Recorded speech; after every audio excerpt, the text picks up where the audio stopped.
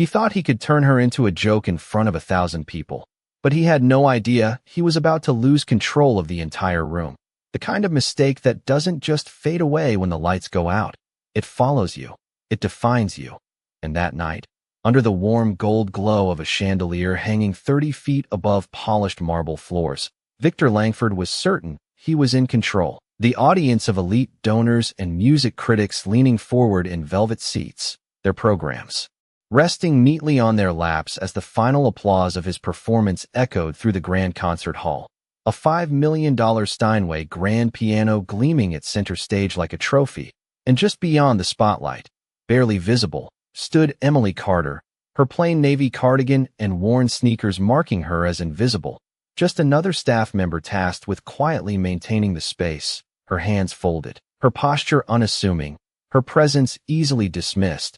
And that was exactly how Victor preferred people like her, unnoticed, irrelevant, background noise to his brilliance. But then something shifted, a brief moment where his eyes caught hers, not with admiration, but with irritation, because she was watching too closely, not like a fan, not like someone impressed, but like someone who understood.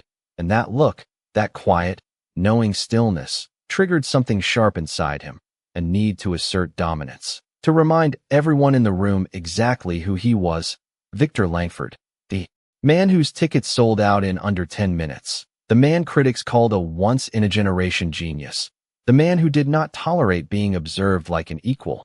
And so he smiled, a thin, controlled smile that the front rows mistook for charm, but those closer to the stage could feel the edge beneath it, as he stepped forward and addressed the audience with a voice smooth enough to command silence without effort. "You know," he said, glancing deliberately toward Emily, "people often think music is simple, that anyone can sit down at a piano and play." A few polite laughs rippled through the hall, unsure but willing to follow his lead. And then he did it, the moment that would change everything. "Why don't we test that theory?" he added, gesturing toward her with an open hand that felt more like a spotlight than an invitation. The room shifting, heads turning, curiosity igniting as the invisible woman was suddenly the center of attention.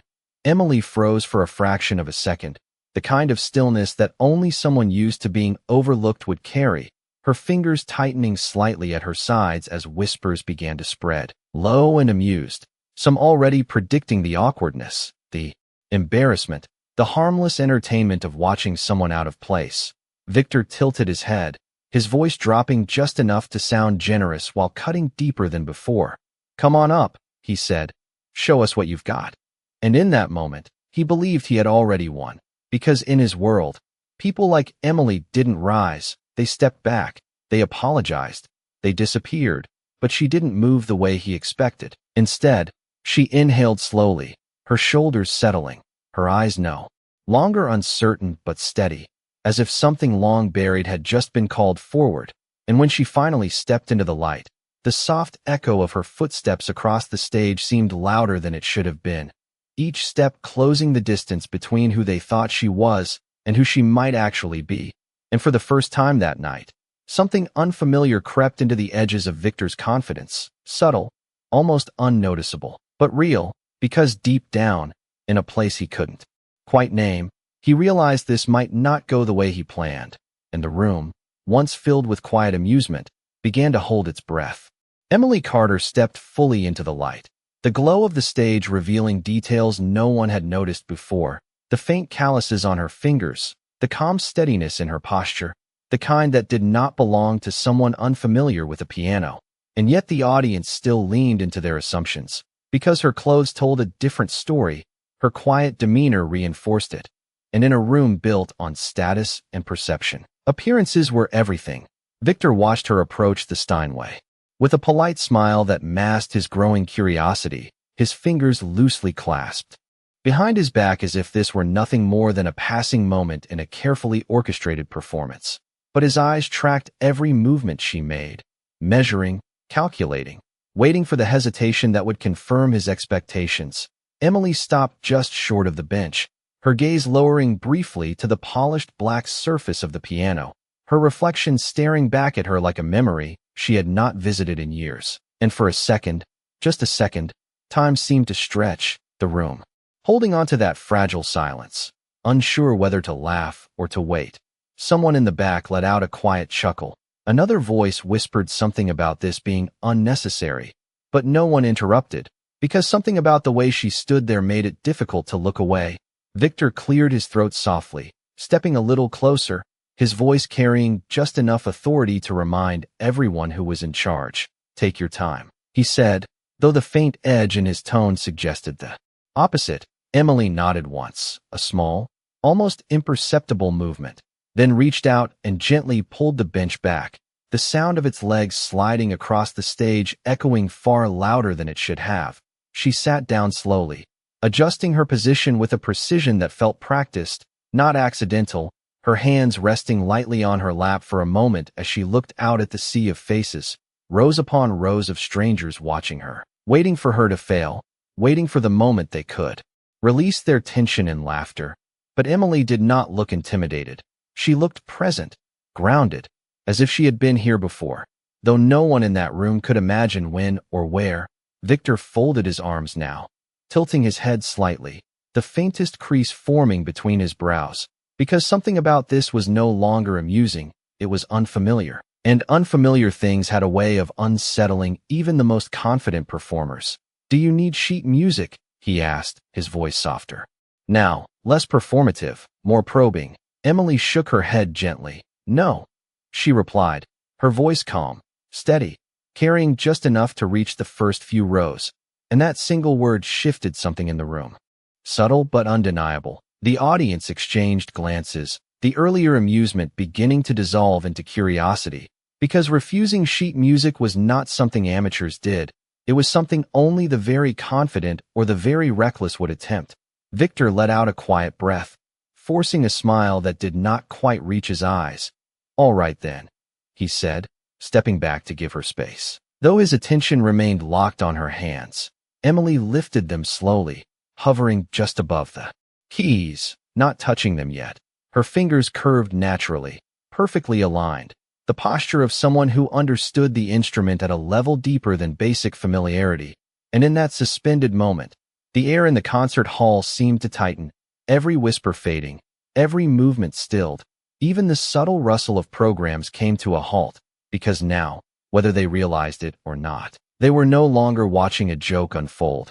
They were witnessing the beginning of something they could not yet define. And as Emily finally lowered her fingers toward the keys, Victor felt it, a quiet, undeniable shift in control, like the stage no longer belonged entirely to him, like something unseen had just stepped into the spotlight. And for the first time that night, he did not know what would happen next. Her fingers touched the keys, and for a fraction of a second, nothing happened. A suspended moment where expectation hung in the air like a held breath. Then the first note rang out, clear and resonant, not hesitant, not uncertain, but deliberate, and it cut through the silence with a precision that made several heads lift at once. The tone was rich, controlled, carrying across the hall with the kind of depth that could not be faked. And before anyone could process it, the second note followed. Then the third, forming a phrase that was unmistakably intentional, structured, alive. And just like that, the room shifted. The quiet amusement that had lingered in the corners dissolved into something sharper, something more alert. Emily's hands began to move, not quickly at first, but with a measured confidence, her fingers gliding across the keys as if reacquainting themselves with an old language, each note placed exactly where it needed to be. No wasted motion, no searching, just precision. Victor's posture straightened almost imperceptibly, his arms unfolding as his attention narrowed. Because this was no longer a novelty. This was skill, and skill demanded recognition whether he wanted to give it or not. The melody grew, expanding beyond a simple introduction into something more complex, layering harmonies that built tension and release with effortless control. The acoustics of the hall amplified every nuance, every shift in dynamics, and the audience, once restless, now leaned forward, their expressions changing one by one. Confusion giving way to curiosity, curiosity deepening into disbelief, because what they were hearing did not align with what they had been shown. Emily Carter, the quiet woman in worn sneakers, was not stumbling through a basic tune. She was commanding the instrument. shaping sound with intention and authority. Her shoulders relaxed, her breathing steady, her focus absolute, as if the room had disappeared and only the music remained. A man in the front row lowered his program slowly, his eyes fixed on her hands. A woman beside him leaned closer, whispering something that went unanswered. Because no one wanted to break the moment, Victor took a small step back, the distance between him and the piano widening not just physically but symbolically, his presence fading as hers grew. And still, she continued, the tempo increasing now, her fingers accelerating with a fluidity that required years of discipline. Not weeks, not months, years, the kind of mastery that leaves no room for doubt. And with every passing second, the realization spread through the hall like a quiet ripple. This was not an accident. This was not luck. This was something far deeper, far more significant. Emily's expression remained calm, almost serene. But there was something in her eyes now, a quiet intensity, a focus that suggested memory, history, something long held and finally released. And as the music swelled, filling every corner of the space, even the air itself seemed to vibrate with it. The audience forgot why she had been invited onto the stage. In the first place, forgot the smirks, the whispers, the assumptions, because none of that mattered anymore. All that mattered was what they were witnessing. And in that moment, a single, undeniable truth settled over the room. They had misjudged her completely, and Victor Langford, standing just off to the side, felt it more than anyone. The shift in power, the loss of control, the quiet, irreversible turning of something he could not stop, because the performance was only just beginning, and already, it was far beyond anything he had prepared for. The music did not just continue, it expanded, unfolding into something far more intricate than anyone in that room had anticipated. Emily's hands now moving with unmistakable authority, her fingers dancing across the keys with a speed and clarity that transformed the atmosphere entirely. The gentle curiosity that had replaced mockery was now dissolving into pure astonishment. Because this was no longer a surprising performance. This was mastery on full display, the kind that demanded attention. The kind that rewrote perception in real time. The melody shifted seamlessly into a more complex passage, cascading runs of notes flowing like a current too strong to interrupt, each phrase building on the last with flawless precision. And yet it was not just technical brilliance that held the audience captive. It was emotion, depth, something deeply human embedded in every note. As if the music carried a story that words could not contain, a story only she understood. Victor felt it before he admitted it, the tightening in his chest, the subtle discomfort of recognition. Because he knew this level of performance, he had spent decades around it. He had built his reputation on it. And what he was hearing now did not belong to an amateur. It did not belong to a casual player.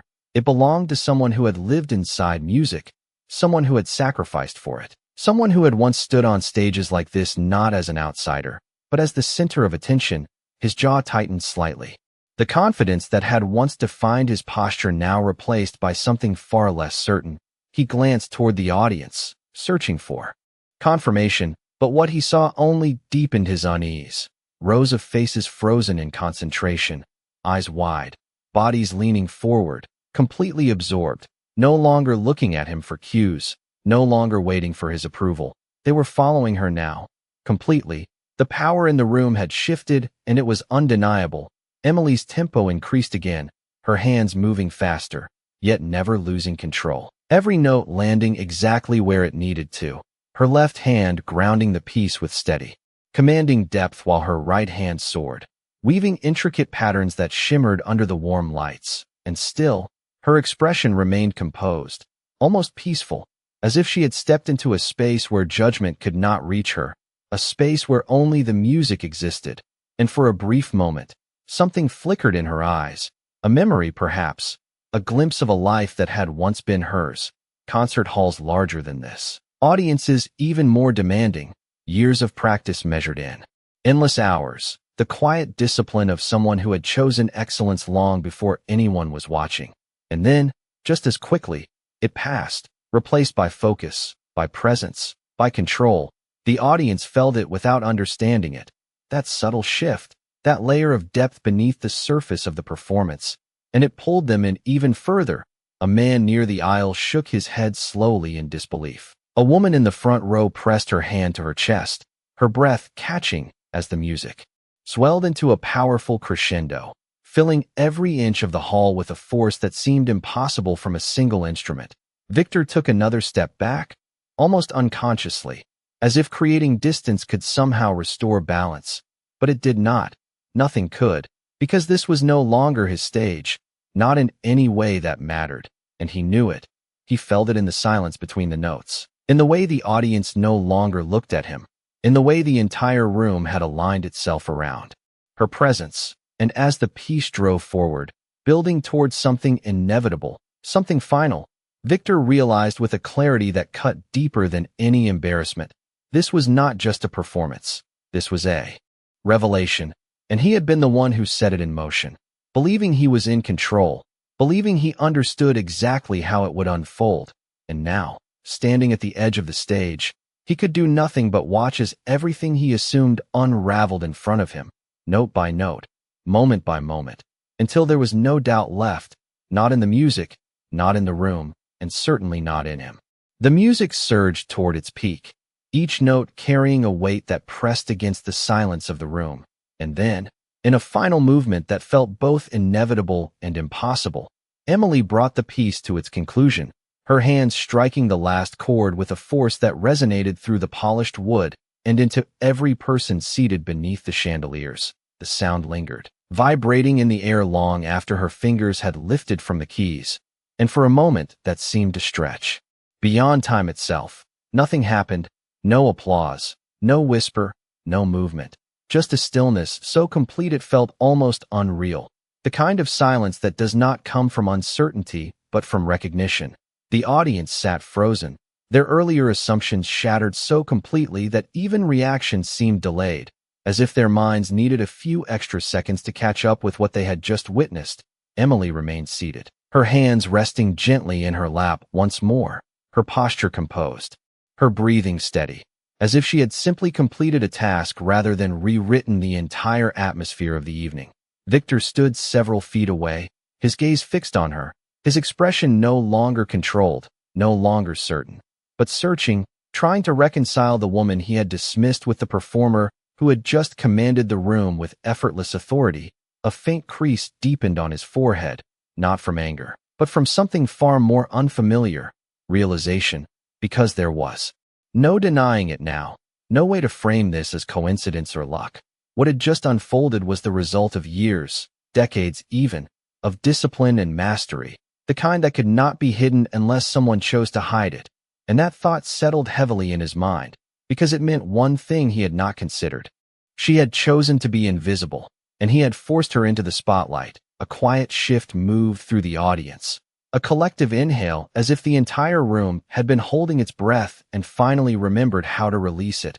And then it began, slowly at first, a single pair of hands coming together somewhere in the middle rows, the sound sharp in the stillness, followed by another, and another, until the applause spread like a wave, rising, building, growing louder with each passing second.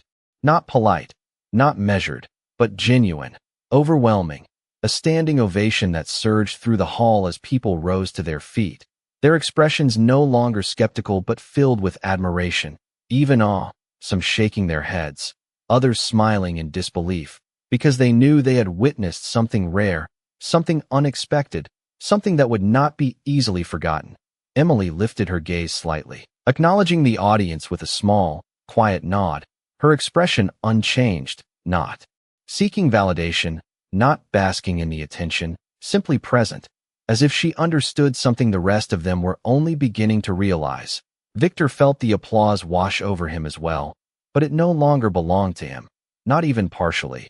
It had shifted entirely, and there was nothing he could do to reclaim it. His name, his reputation, his carefully maintained image, none of it mattered in this moment, because the narrative had changed, rewritten in real time by the very person he had intended to diminish. He took a slow breath, stepping forward slightly as if to speak, to regain control, but the words did not come, because what could he possibly say that would not sound hollow against what had just happened? The truth stood there in front of him, undeniable and complete, And for the first time in a long time, Victor Langford found himself without an answer, without a performance to deliver, without a script to follow. And as the applause continued to echo through the hall, one quiet realization settled deeper than the rest. Respect had not been demanded. It had not been announced. It had been earned, in silence, in skill, in a single performance that had changed everything. And in that moment, everyone in the room understood something they would not forget, not because they were told, but because they had felt it, and that was what made it real. The applause did not fade quickly. It lingered, echoing off the high ceilings and polished walls as if the building itself refused to let the moment go. And yet, amid the standing ovation, Emily Carter slowly rose from the piano bench with the same quiet composure she had carried onto the stage. No dramatic gesture, no attempt to claim the spotlight, just a simple movement, controlled and grounded. As though what she had just done required no explanation, the audience continued clapping, some leaning toward one another in disbelief, others still staring at her as if trying to reconcile the image before them with the assumptions they had made only minutes earlier. Victor remained where he stood, the distance between them now feeling far greater than a few feet, his mind racing through fragments of recognition, subtle details he had overlooked, the posture, the confidence, the refusal of sheet music, the precision of her touch, all of it forming a picture that should have been obvious, but had been hidden beneath his own certainty. And that realization settled heavily, because it was not just that he had been wrong, it was that he had not even considered the possibility. Emily turned slightly toward him, not with confrontation, not with triumph, but with a calm acknowledgement, her eyes meeting his for the briefest moment, steady and unshaken. And in that silence, there was no need for words, because everything that needed to be understood was already there. Victor opened his mouth as if to speak, his role demanding some kind of response, some attempt to regain control of the narrative. But the usual confidence was gone, replaced by a careful hesitation, the kind that comes when performance gives way to truth. That was, he began, his voice quieter than before, lacking its earlier sharpness, searching for the right word, but none seemed sufficient, because nothing he could say would match what had just been witnessed. Emily gave a small nod, not dismissive, not accepting praise, simply acknowledging the moment for what it was, and then, without waiting for further recognition, she stepped away from the piano, the soft sound of her shoes against the stage returning, grounding the moment in something real again. The audience noticed it immediately, the subtle shift, the way she was leaving as quietly as she had entered, and a new layer of respect moved through the room, deeper now, less about the performance and more about the person, because true mastery did not demand attention. It simply existed. A man near the front leaned toward his companion and whispered something about her name, about whether anyone knew who she was, but no one had an answer, because Emily Carter had not come there to be known. She had come to work, to remain invisible, and yet, in a single moment, that invisibility had been shattered, not by her own ambition, but by someone else's misjudgment. Victor took a step forward, compelled by something he could not fully explain, perhaps a need to understand, perhaps a need to correct what had been set in motion. Wait, he said, the word carrying across the stage with unexpected softness. Emily paused, turning back just slightly, not fully facing him, just enough to acknowledge his voice. And in that pause, the room quieted again, not with the same tension as before, but with anticipation, because now the roles had shifted. The man who had controlled the room was now seeking something from the woman he had dismissed. Victor hesitated, choosing his words more carefully than he had all evening. Where did you learn to play like that? He asked, and it was not a challenge, not a performance, but a genuine question, stripped of pretense. Emily looked at him for a moment, her expression thoughtful, as if considering whether the answer mattered. Then she gave the faintest hint of a smile, not proud, not defensive, just quiet. A long time ago, she said, her voice calm, carrying just enough for those closest to hear. And that was all, no explanation, no elaboration, just a simple truth that hinted at a story far deeper than anyone in that room could grasp. And with that, she turned and continued walking, leaving behind a silence that felt different now, not empty, but full of questions, full of realization. And as Victor watched her step out of the light, He understood something he had never truly considered before, that greatness does not always announce itself. Sometimes it waits, quietly, until the world is forced to see it, and when it does, it changes everything. Emily Carter disappeared beyond the edge of the stage as quietly as she had entered it, but the silence she left behind was not empty. It was charged, alive with something the audience could not quite name. Conversations began to ripple through the rows, low voices filled with disbelief and curiosity, people turning to one another asking the same question in different ways. Who was she? How had no one known? How could someone with that level of mastery remain unseen in a place like this? Victor Langford stood alone under the lingering glow of the stage lights. The applause now faded into murmurs, his presence no longer commanding the room the way it had before, because something had shifted in a way that could not be undone. He looked out at the audience, and for the first time that evening, he did not see admiration directed toward him. He saw questions, expectations, a quiet demand for answers he did not have. And that realization settled heavily, because in a single moment, the certainty he had built his reputation on had been exposed as incomplete. He stepped forward slowly, his voice returning, but softer now, measured. "Thank you," he said, though the words felt insufficient, almost misplaced, as if they belonged to a different moment entirely. A few people responded politely, but the energy was different. The focus had already moved on, drifting toward the mystery that had just walked off the stage. Backstage, the atmosphere was quieter, more grounded, the hum of the main hall replaced by the softer sounds of preparation and routine. Emily moved through it without drawing attention, returning to the space where she had always existed, unnoticed, her hands brushing lightly against the familiar surfaces as she passed, the instruments, the curtains, the walls that had witnessed countless performances, yet none quite like the one that had just unfolded. A younger staff member glanced at her, recognition flickering across his face. But he said nothing, unsure whether to speak or simply observe, because even here, where she belonged, something about her presence felt different now. Not louder, not more imposing, just known in a way it had not been before. Emily paused briefly near a side corridor, her fingers resting against the cool surface of a backstage piano, smaller, less grand, but just as real. She pressed a single key softly, the note echoing gently in the quiet space, and for a moment, her eyes closed, not in exhaustion, but in reflection, as if reconnecting with something that had been set aside long ago, something that had not disappeared, only waited. The sound faded, and she opened her eyes again, steady, composed, returning to the present without hesitation.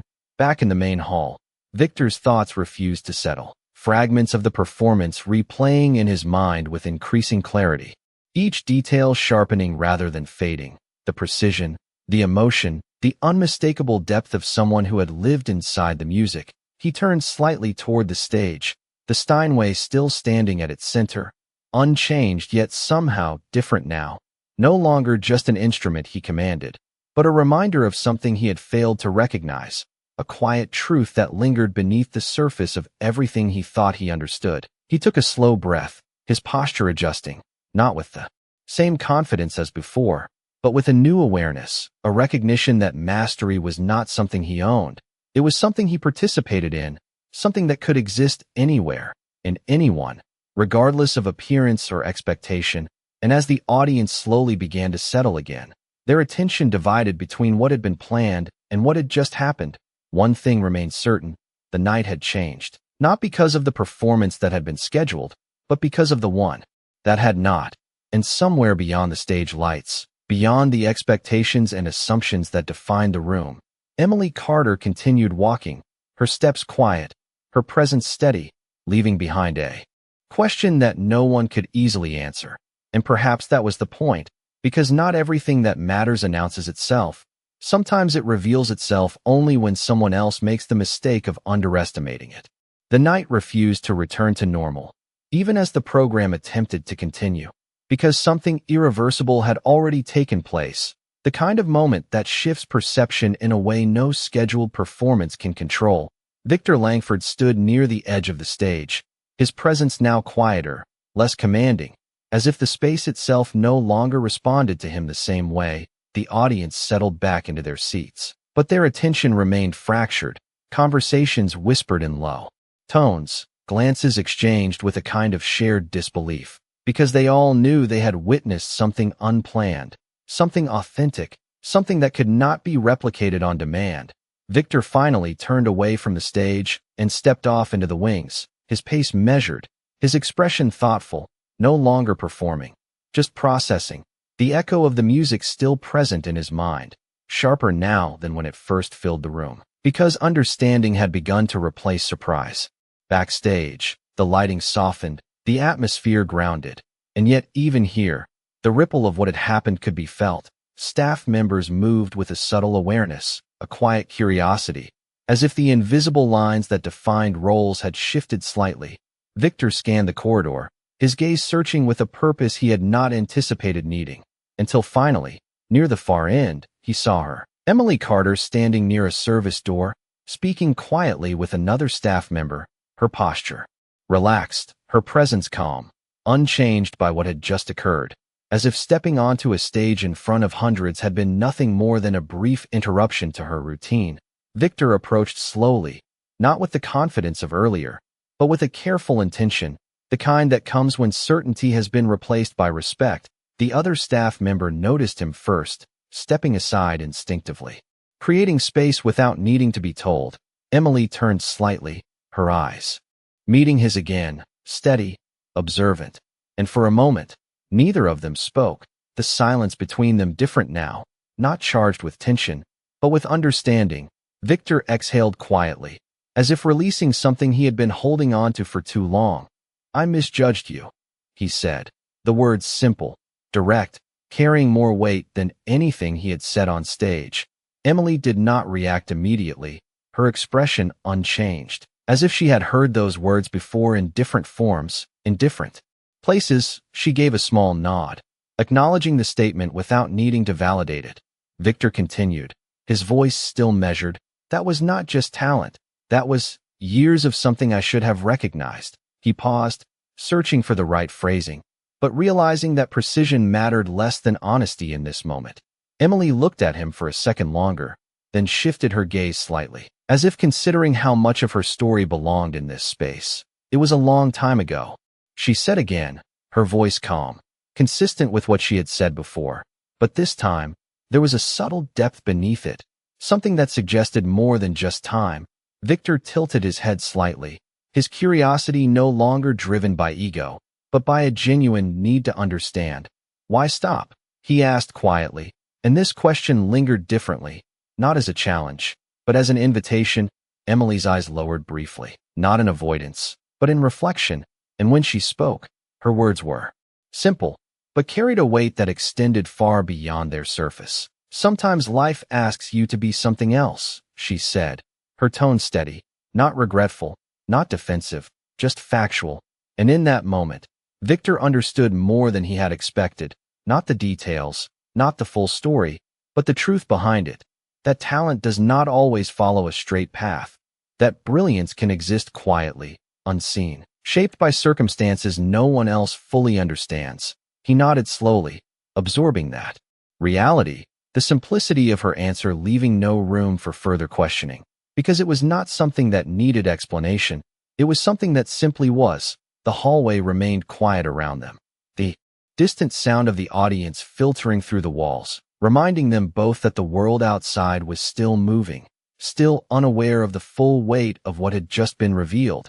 Emily stepped slightly to the side, signaling her intention to continue on, to return to the role she had always held, not out of obligation, but by choice. And as she moved past him, Victor did not stop her, because for the first time, he understood that not every story is meant to be pulled into the spotlight. Some are meant to remain where they are, grounded, real, untouched by the need for recognition.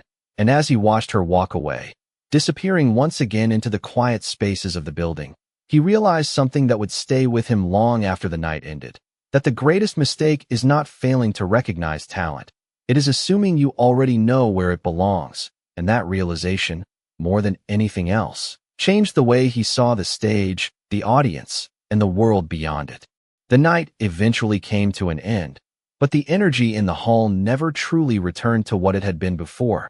Conversations lingered long after the final scheduled performance, not about Victor Langford or the program that had been planned for months, but about the unexpected moment that had quietly redefined everything.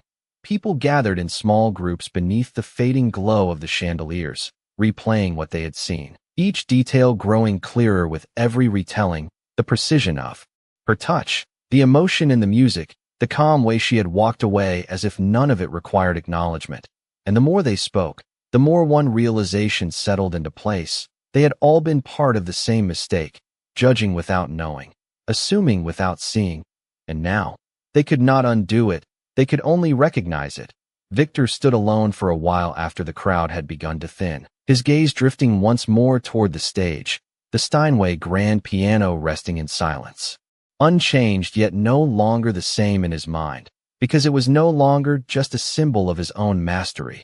It had become a reminder of something greater, something beyond performance, beyond recognition, something that existed whether it was seen or not. He walked slowly across the polished floor, each step measured, thoughtful, as if the space itself required a different kind of respect now.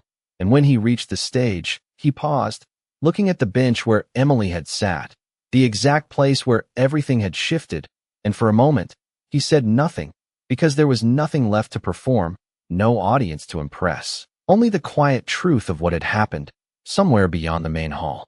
In the quieter parts of the building, Emily Carter continued her work, moving through the familiar routines that had defined her days for years, the same corridors, the same tasks. Nothing outwardly changed, and yet, something had, not in the way others might expect, not in recognition or status, but in something more subtle, more internal, a quiet reaffirmation of who she had always been, independent of who noticed. A staff member passed her and offered a small nod, a gesture that carried a different weight than before, not curiosity, not surprise, but respect, simple and unspoken. Emily returned the nod just as simply, her expression calm, unaffected, because she had never needed the room to understand her in order to understand herself. Back in the hall, Victor finally sat at the piano, his hands resting lightly on the keys, not to perform, not to reclaim anything, but to listen, to feel the instrument in a way he had not allowed himself to in a long time. He pressed a single note, letting it resonate, paying attention to its depth, its texture, its truth. And in that moment, he understood something that no audience could teach him. That music was not about proving, not about dominance, not about being seen as the best in the room. It was about connection, about honesty, about something that could not be measured by applause alone. And that realization stayed with him as he lifted his hands away. The silence that followed no longer empty, but full, meaningful, earned. The building gradually quieted as the last of the guests departed. The lights dimmed, the echoes faded, and yet, the impact of that night did not disappear with them. It settled into the memory of everyone who had been there, not as a spectacle, but as a lesson they had experienced firsthand, that the world does not always present